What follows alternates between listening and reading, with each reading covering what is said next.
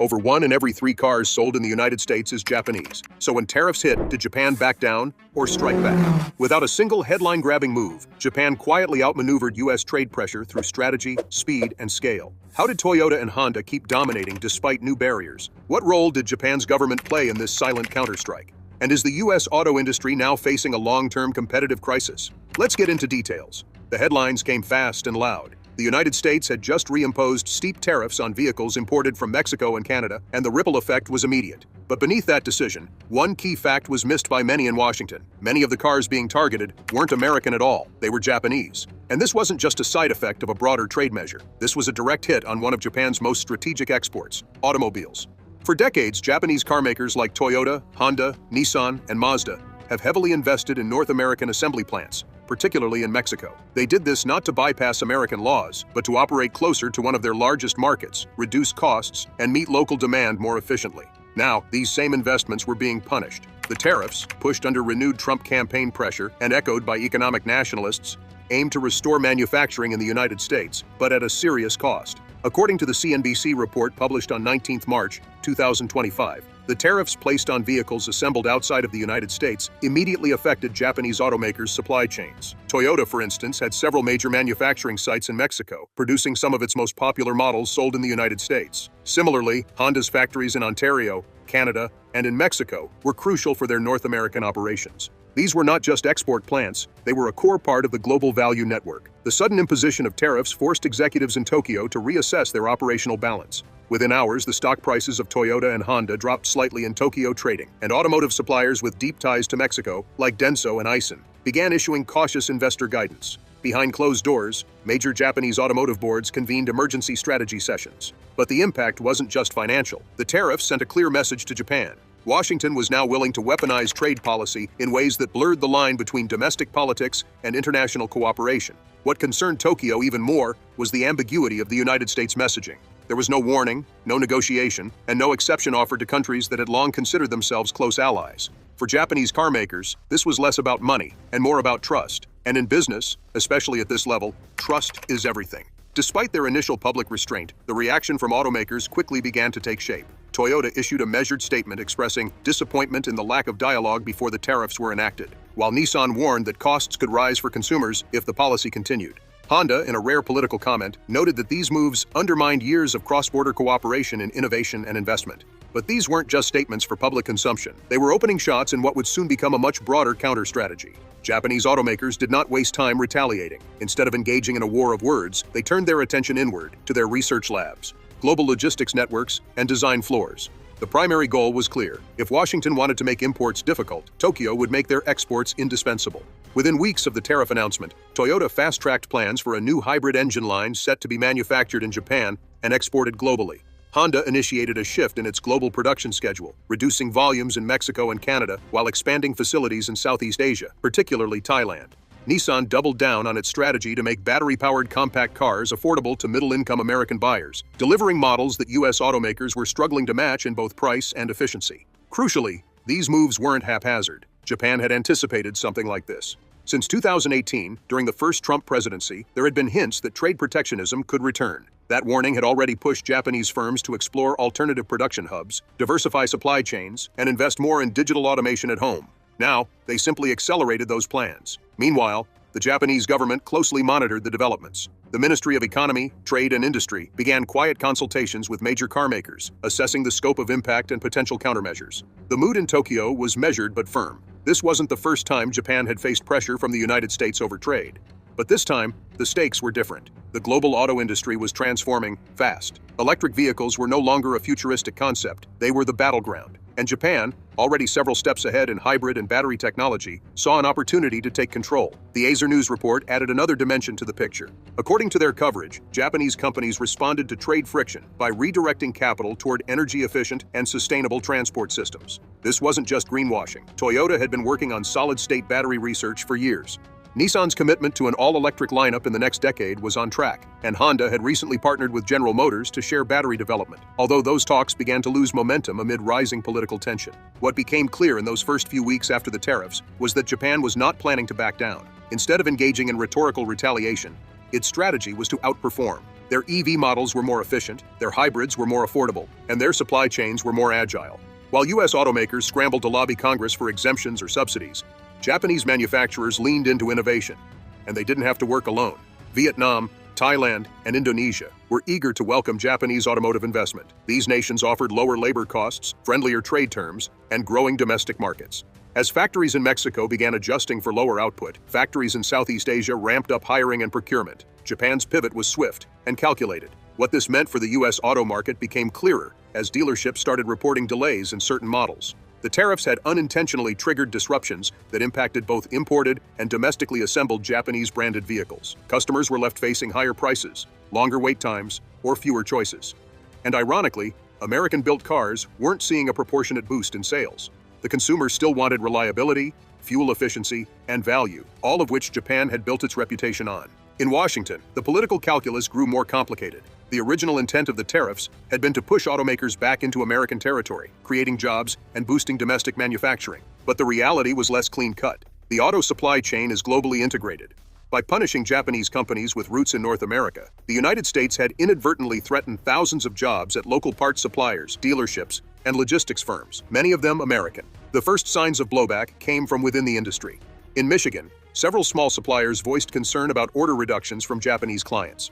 In Texas, where Toyota has one of its major North American headquarters, local officials warned that prolonged trade friction could affect state revenue and employment. And in California, electric vehicle advocates worried that limiting access to affordable hybrid models would delay the broader shift to sustainable transport. All the while, Tokyo remained mostly silent in public. No sweeping statements, no direct rebukes. Instead, it signaled its intentions through production shifts, trade data, and innovation rollouts. Japan wasn't playing to the press. It was playing for position. As the weeks rolled on, the bigger picture came into view. Japan's auto industry was not merely surviving the tariff wave, it was redirecting its momentum. The early signs pointed to a broader strategy already in motion, one not designed just to absorb impact, but to deliver one. But the real response didn't come from a press room or a government podium. It came from the factory floor, the R&D labs, and the global boardrooms of Japan's automotive giants. Quietly but deliberately, Japanese automakers began mobilizing a broad industrial counteroffensive. Their goal wasn't to issue threats. It was to render the tariffs irrelevant. The first visible move came from Nissan, which had been developing a new lineup of compact electric vehicles aimed squarely at the North American middle-class market. With fuel efficiency, low maintenance, and affordability at the heart of their design, these vehicles were intended to compete directly with American electric cars, particularly in urban and suburban areas. Nissan accelerated its launch timeline and redirected some production away from Mexico to facilities in Japan and Southeast Asia. Toyota followed with its own response. The company's long-standing commitment to hybrid technology suddenly took center stage. Engineers who had been working behind the scenes on a new high-efficiency hybrid drivetrain were pulled into emergency planning sessions. Within a month, Toyota confirmed that it would be shifting production of select hybrid models from Mexico to Japan and Thailand.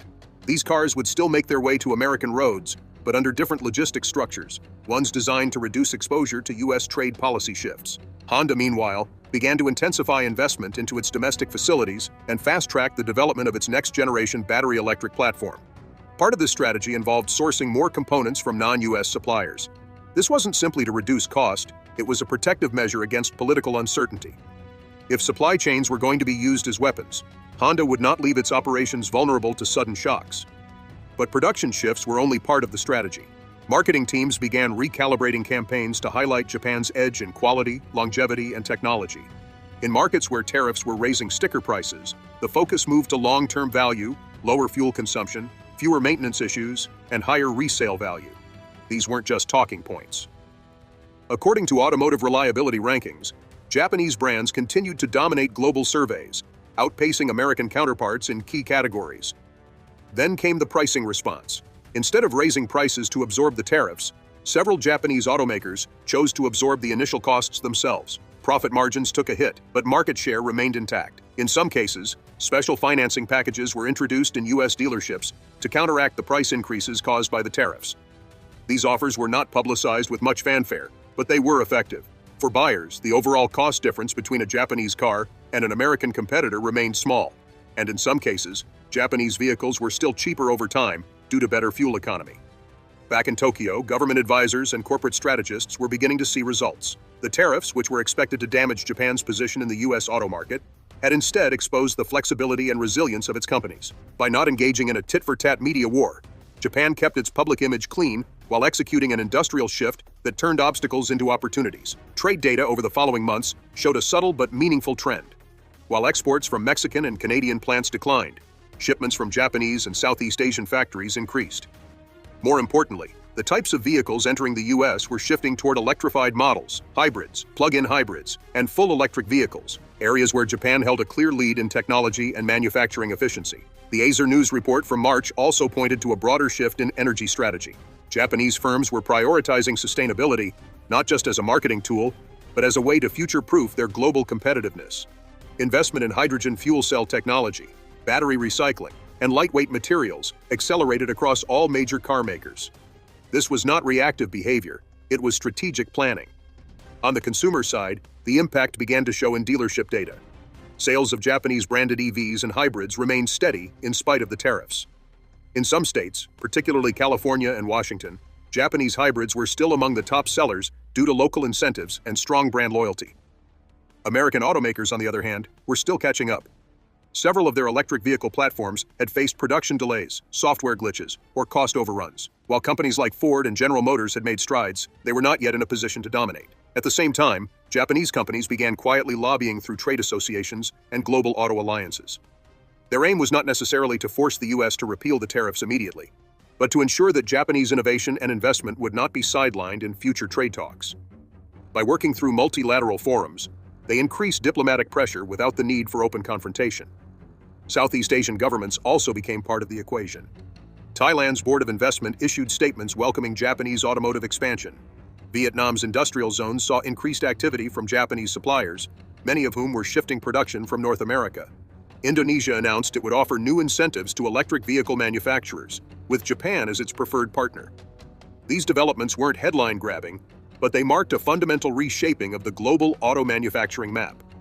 Meanwhile, Japanese firms doubled down on after-sales networks in the U.S. market. Parts distribution, service centers, and local employment remained largely untouched. This meant that even if production volumes from Mexico or Canada decreased, the presence of Japanese automakers in the U.S. remained deeply rooted.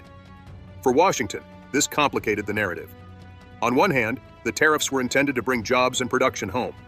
On the other hand, penalizing Japanese firms with large American footprints risked disrupting employment in U.S. towns and cities that depended on these operations. Analysts began warning that the longer the tariffs remained in place, the greater the long-term risk for U.S. automakers.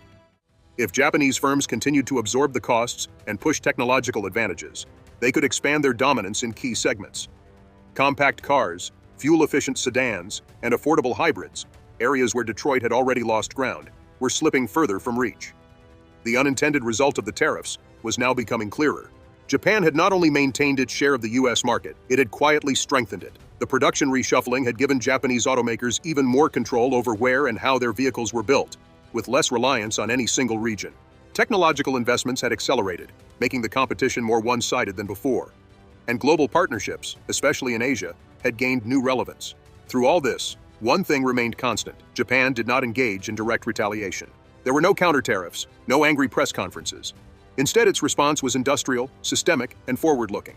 It didn't just protect its position, it set the stage for a longer game, one where flexibility, innovation, and patience could achieve more than confrontation ever could. By the time American policymakers started reviewing the broader economic impacts, Japan had already executed much of its shift. The U.S. tariffs remained in place, but their effectiveness had been blunted. Japan's automakers had simply moved around them. As one industry executive reportedly said in a closed-door briefing, the goal wasn't to fight the fire, it was to make sure the flame never reached the engine. The strategy was working. While the automakers were busy restructuring and adapting on the ground, Japan's central institutions were crafting a broader response, one that stretched beyond assembly lines and supply chains. In Tokyo, the message from policymakers was clear: the country would not stand idle while one of its most important industries came under attack. What followed was not a loud outcry, but a carefully measured strategy rooted in diplomacy, economic leverage, and global alignment. The Ministry of Economy, Trade, and Industry held a series of closed-door meetings with senior executives from Japan's top automotive firms. These weren't symbolic sessions for media optics. They were working groups designed to coordinate industrial responses with national interests. Discussions reportedly focused on how Japan could safeguard long-term access to overseas markets, reduce exposure to policy shocks from the United States, and strengthen regional integration across Asia. Within days, policymakers began hinting at broader financial consequences. Though it stopped short of any formal retaliation, Japan's Ministry of Finance raised concerns over the reliability of the U.S. as a trade partner. Behind the scenes, analysts noted a quiet shift in Japan's investment strategy. Holdings in U.S. Treasury bonds were reportedly being reviewed. This development did not emerge in isolation. Over the past several years, Tokyo had already been slowly diversifying its foreign reserves, a process that gained urgency in the wake of escalating trade tensions. For Japan, the move was not about punishing the U.S. directly, but about reducing economic dependency on a market whose policies had become less predictable. In public, the Japanese government maintained a cautious tone. Officials stated that they valued their partnership with the United States, but emphasized the need for balanced trade practices. The Foreign Ministry issued a diplomatic communication expressing concern over the tariffs' impact on bilateral economic stability. Meanwhile, Japan's permanent mission to the World Trade Organization began gathering support to raise the issue within multilateral trade frameworks. There was no ultimatum, no dramatic posturing, just a clear signal that Japan was taking the matter seriously and preparing a range of economic counterbalances. At the same time, Japan intensified efforts to deepen ties with other global partners. Trade discussions with the European Union were accelerated. Southeast Asian nations, already home to significant Japanese automotive investment, began talks to expand regional cooperation on electric vehicle supply chains. Thailand and Vietnam, in particular, expressed interest in new manufacturing partnerships that would allow Japan to reroute exports previously destined for the United States. Japan was not retreating, it was repositioning. The focus on the electric vehicle sector remained central. By 2025, Japanese companies had already established themselves as global leaders in hybrid and fuel-efficient vehicle technologies. Now, with U.S. tariffs threatening market access, these firms saw new value in aligning their product strategies with governments outside North America. In Europe, where emission regulations were tightening, Japan's advanced hybrid systems offered a clear advantage.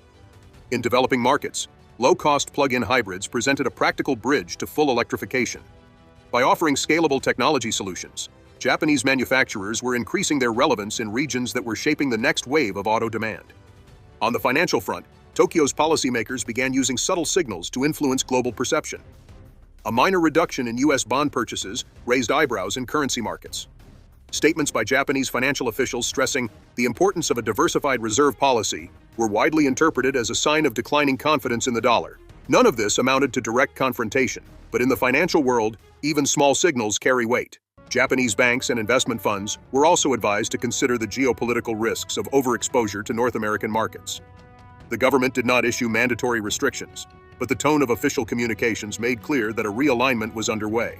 Meanwhile, Japan's central bank maintained a stable domestic policy, ensuring that the yen remained competitive in export markets without triggering retaliatory accusations of currency manipulation. At the industry level, coordination between corporate and government strategies became increasingly evident. Toyota and Nissan were not acting in isolation.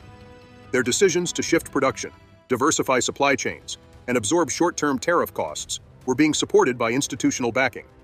Tax incentives, research grants, and international trade dialogues all aligned to create a framework in which the auto sector could adapt quickly and decisively. This was the Japanese model at work: quiet, coordinated, and effective. Instead of escalating the conflict, Tokyo used its diplomatic channels, financial tools, and industrial networks to reduce long-term vulnerability. The impact of this strategy was already being felt. In Washington, the tone began to shift. Early confidence that the tariffs would pressure automakers into reshoring production began to give way to concern about unintended consequences.